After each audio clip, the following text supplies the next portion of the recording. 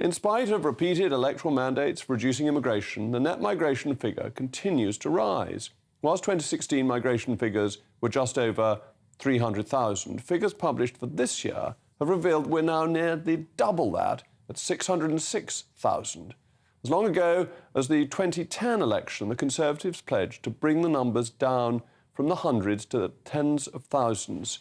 That promise has been made consistently since, was reinforced by the Brexit vote and by the election in 2019, which gave a clear mandate to deal with migration and bring the number down. But here we are with a high number that has been eroding public trust. And this leads in to the newly launched New Conservatives group, who have proposed a range of solutions, including the closing of temporary eligibility schemes or raising the skilled work visa salary threshold to £38,000 a year.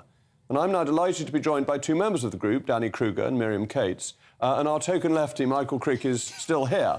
But I'll come to you later, Michael. Miriam, can I start with this? Because actually this is a new group. Immigration is one of the things you're talking about. But you're really trying to show that the Tories still have some ideas, even after 13 years in government. Yes, so we're a group of MPs who've been elected since 2016, and in that time, I think people have voted 4 times for a mandate to reduce migration, and it was one of our key pledges.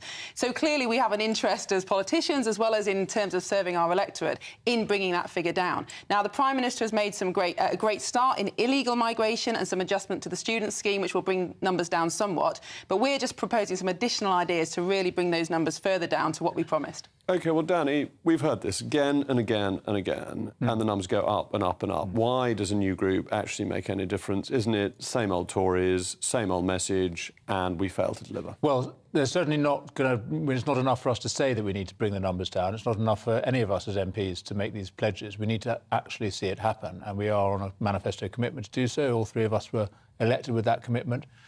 Anybody can see that there have been events since 2019 that weren't anticipated, increase in refugee numbers, particularly from Ukraine and Hong Kong, and that's understandable. Those numbers will fall naturally.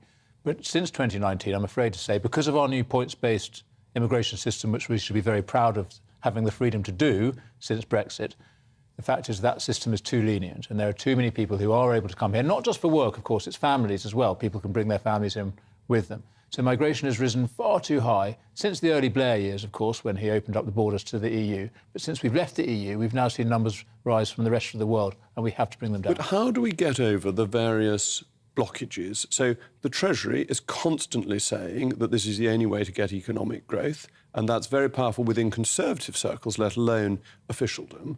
The courts are making it almost impossible to stop illegal migration, and the House of Lords won't pass tough migration bills.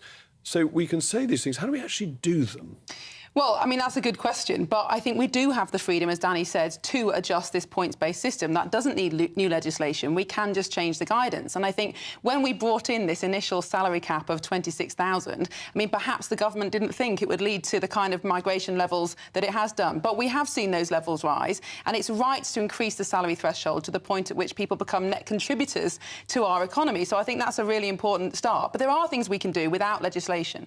The trouble is that, with what you're saying, is that the British economy is hugely dependent on more migration. That's why the figures have gone up to 606,000. The illegal immigration is only a small part of it. The health service is dependent on migration, and the universities have become hugely dependent on foreign students.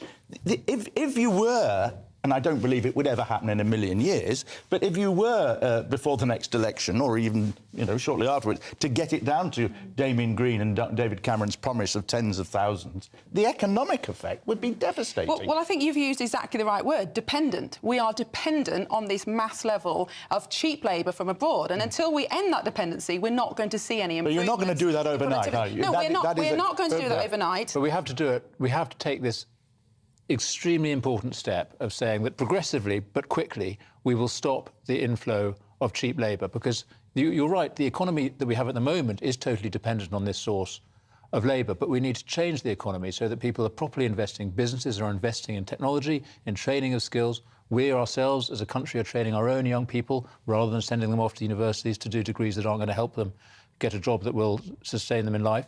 We need to be supporting our own businesses and our own young people. So we have to change the economic model. And that will only happen if we make this really important step of saying we're going to reduce the flow of inward migration. And that will induce the changes that are needed. But it can't happen immediately, but it's got to start now. But I think a lot of employers would be who can't, you know, we only have to see all around us when we go to restaurants and hotels, how often people are short of staff. And a lot of employers will be terrified by what you're saying, that they would agree with the idea in the long term, yes, but if it's going to be done in the short term, in time for the next election, then the economic effects will be huge. That's the point, yeah. That the dependency has to be broken. And actually, we don't want to be a nation of fruit pickers on very low wages. That's not the future for the UK economy. We want productivity gains. We want businesses to be investing in automation, which they're not doing as long as they get effectively the drug of endless cheap immigration. Exactly. And going back to your earlier point about the economy, the problem is that the way that the Treasury and the OBR measure growth is just GDP, overall GDP. So, of course, the more people you bring in, the bigger your economy looks. But mass migration has not improved our GDP per capita. It hasn't made us better off as a country. And until we end this addiction to low-wage, low-skill migration, we're not going to see those productivity gains. And yes, we have a tight labour market, but we also have 5 million people who are economically inactive. We've got 700,000 people on long-term sickness benefits who want to work. There will never be any incentive to bring those people back into the job market until we end the supply of cheap labour. But the only way you're going to get a lot of those people back into the job market is by paying them more. And that, of course, is inflationary. Well, it may be good in the long term. We need to be paying people more. But it contributes more to inflation, particularly if they're in the private sector, than if they're in the public sector. Yes and no, because it gets them off benefit dependency, and therefore allows us ultimately to reduce taxes, which is not inflationary because it lowers the percentage of the economy.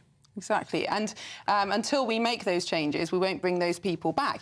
And really, we need to get back to the situation where the market is setting the right wages to attract the right people with the right skills and retain those people, like we saw with the HGV crisis during COVID. And the New Conservatives, this is the start of lots of policy ideas you're going to be bringing forward. Are you going to give me the exclusive on what your next policy idea is going to be? We can give you that exclusive, Jacob. We're going to be working on skills. So this is a really important question. What are we going to do if we're cutting ourselves off from cheap imported labour? Well, we need to be recruiting in the British workforce. We need to invest in people's skills and training. So we're going to be looking at the higher education system and the further education system, adult education.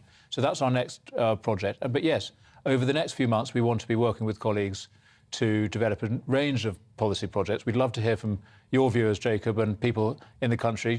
Visit our website, sign up to hear from us. We'd like to develop a range of plans. Nothing against current government policy. We're being accused of sort of being rebellious. What we're doing is supporting the government's mission, very much in support of what the government's doing, particularly around migration and the economy, developing ideas for the next manifesto. But, I mean, again, skills is long-term, but yes. I'd like to give Michael the last word, but not on this occasion. Thank you, Michael, Danny and Miriam.